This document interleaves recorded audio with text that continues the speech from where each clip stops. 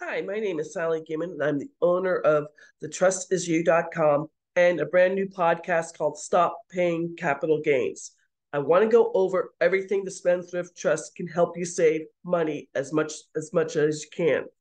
Now, capital gains, short term is 23.8%, long term would be 15% or 20%. And especially if you're selling any kind of business, you'll be paying those capital gains. That's what I normally go over with all my clients. But also, what the Spendthrift Trust will help you on is interest income, dividend income, rent rolls, and royalties. So let me go over these different things. Between the interest income, dividend income, and rent rolls, you're going to be paying between 10% to 37%, depending on your tax bracket, how much you will be paying. That's a lot of money. With royalties, it's a little bit better. It's only 10% to 35%. Still, that's a lot of money. Somebody I spoke with last week has 7 rentals down in Texas. Congratulations. I wish I had 7 rentals. I right now just wholesale because I'm trying to become an accredited investor. So this person has 7 rentals. We're having a conversation. And I said, how much do you think you make a month on your rentals? He goes, oh, let's call it $1,000 per house. He's got all these houses paid for. He's just making about $7,000 a month. Pretty nice deal for him. Congratulations. Well, if I just put him at the middle, 24% for tax rate, it could be from 10% to 37%. There's 7 different parts of it. Just the middle at 24%. He would be paying $20,160 in rent rolls for the year. So let's go back here because what we figured out was $1,680 a month that he'd be paying for not capital gains, for rent rolls on your federal taxes. Now, when you do set up the Spendthrift Trust, if you can get everything into the Spendthrift Trust and have no LLCs or anything else, all you're filing is federal tax paperwork. You don't have to file state tax paperwork. So $20,000, over $20,000 saved in rent rolls because of 7 houses, that adds a lot of money. Let's say he keeps these 7 houses for 5 years. Woohoo! Let's see what's going to happen on that. Times 5. That over the 5 years, he'll save in federal taxes over $100,000. I did that wrong. Sorry. 6-figure savings on his taxes because he has a Spendthrift Trust. That's a lot of money to be saving because he has 7 single family homes. Now, some people might only have 1 or 2, and this might not be appropriate for them. Some people might have 100 doors, and it might be appropriate for them. But again, I don't care if it's interest income, maybe you have notes, maybe you have during the burst strategy, dividends. If you're have one of my clients, his dad bought 100 shares of 8 different companies. Very what do they call it? Blue chip companies. 8 different shares of that, and he's paying quite a bit in dividends. So interest income, dividend income, rent rolls, 10% to 37%. There's 7 different levels in there. Royalties are only 10% to 35%. I have a client who does NFTs. The first NFT is considered 1099 income.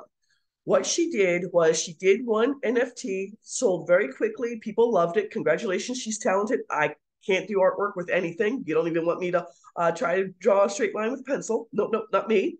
And so then she decided she was going to do 1 of 100. She sold each one of these for $1,000 a piece. Congratulations, she's a great artist. So number 2 through number 100 were considered the royalties. So just to give you an idea, let's just use her as an example of $1,000, and let's just say the lowest is 10%.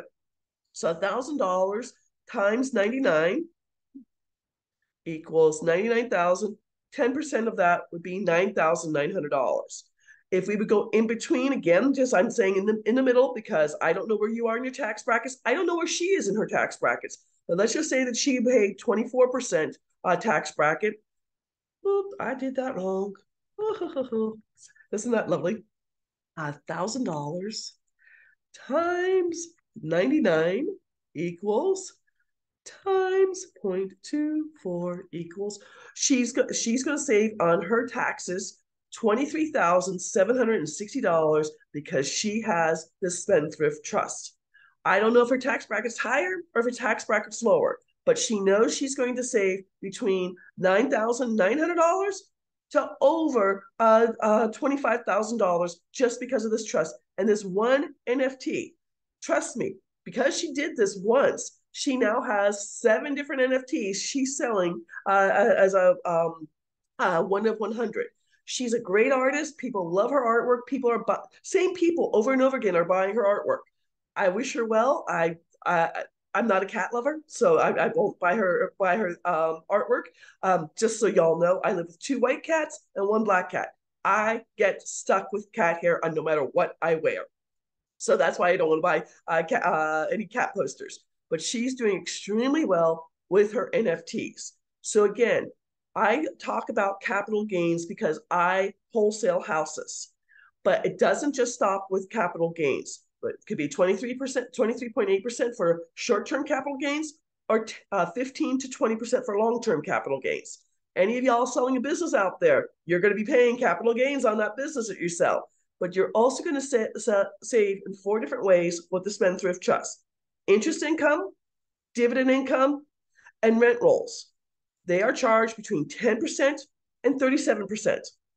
Royalties are a little bit cheaper, 10% to 37%, that you will save year after year after year after year.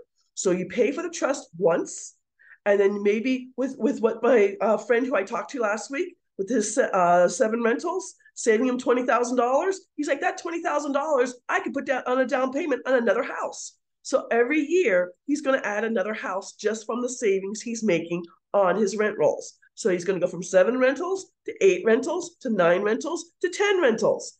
Excellent. There's so much I can do to help you save with your taxes with the Beneficial Spendthrift Trust. If you want to find out more, my website is thetrustisyou.com, or please listen to my podcast and Stop Paying Capital Gains. I hope you all have a beautiful day. Take care. Bye-bye.